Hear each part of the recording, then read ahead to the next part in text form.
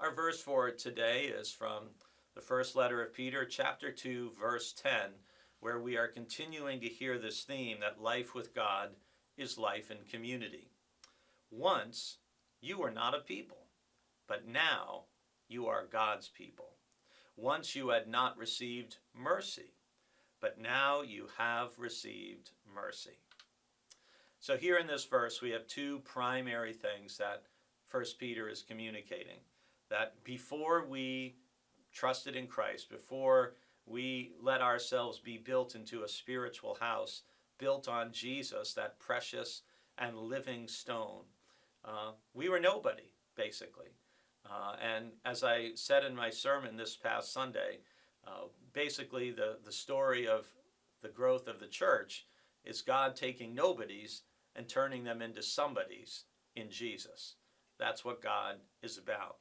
And so 1 Peter's just making that point. Before you came to faith, you were nobody. And you didn't have a true community to call your own. Now, I know lots of people find community in all different kinds of groups and places and ways, but we weren't God's people before. And Jesus is the one who helps us transition, if you will, from being nobodies to being part of the people of God and part of God's family. And then the other thing that Peter is emphasizing is outside of Christ, we have not received the mercy of God. And through Christ, we have now received mercy.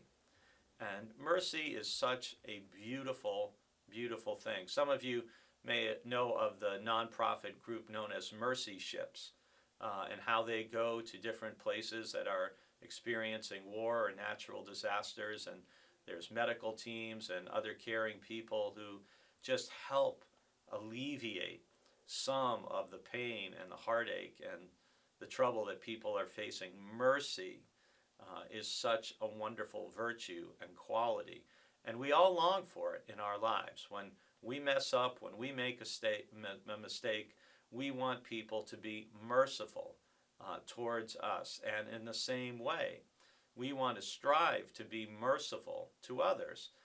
If they hurt us or offend us or let us down or disappoint us, we want to be merciful and understand, hey, everybody's got a lot going on. Everybody is dealing with something. It's always better to err on the side of mercy and grace than judgment.